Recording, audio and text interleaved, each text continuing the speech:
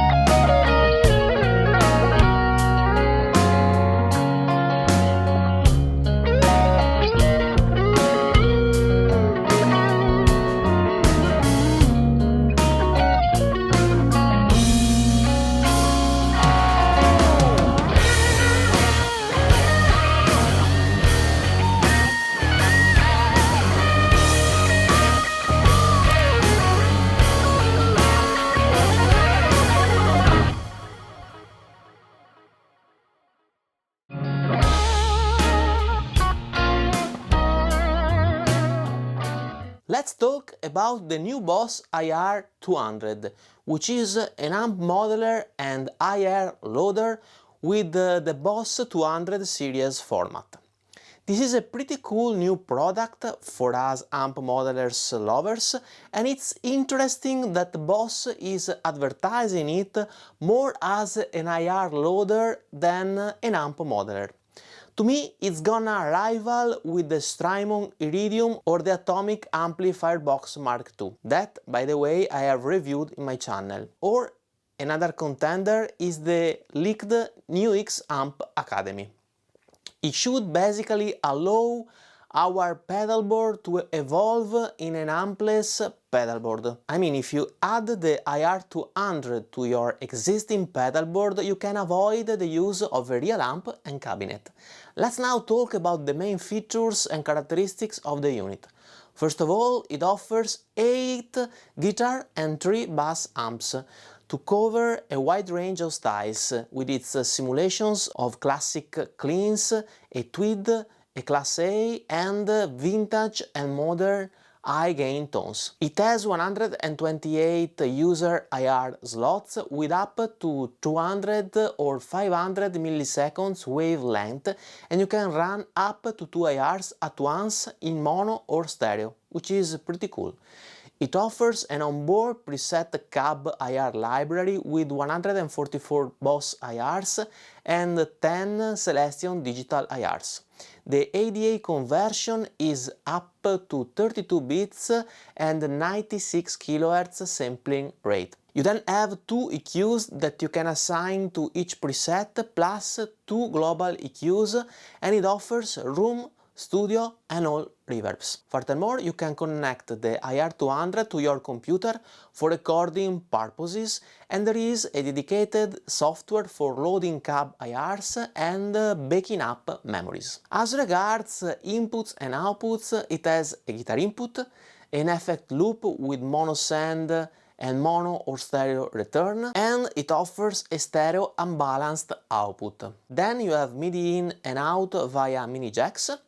On the side of the IR-200 we have an aux in, an headphone out and an input for external expression pedal or controller. There is also a micro USB port which unfortunately is not Type-C. That is a kind of a bummer. On the front of the unit we have a gain and level knob, the standard EQ knobs for bass, middle and treble, a knob to be used to select the amp simulations and another one for the cab. Then there is another knob to adjust the level of the included reverb. There is also a knob in order to browse the memory slots. Then we have two foot switches with which you can select the memory slots or you can bypass the pedal pressing both of them together. It runs at 335 mA and it weighs 660 grams. So, a nice product, especially for those of us who love their pedals and want to build up an ampless pedalboard. The price is gonna be around $399 or euros.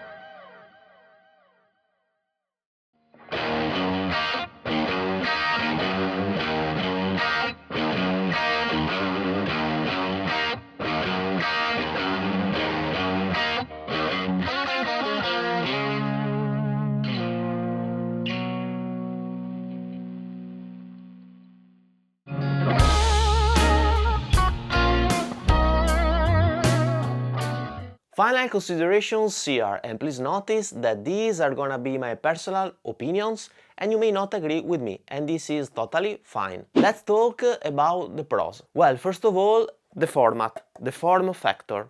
I think it's pretty nice and handy if you want to build an old-style pedalboard but ampless, with the controls of the IR-200 that recall the ones of the real amp. And the I/O are cool, for instance, also to build a stereo rig.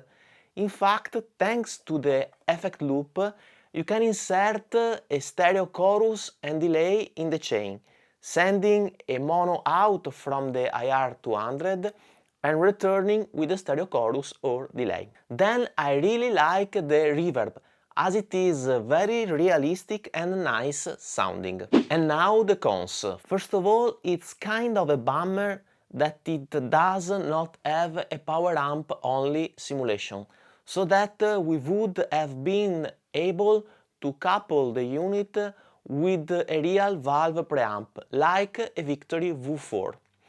You can still do it, but you are gonna have a preamp that goes straight in a cab simulation, without the power amp section, which is weird, and not a simulation of a real preamp, power amp and cab chain. The other cons I would mention is the micro USB port.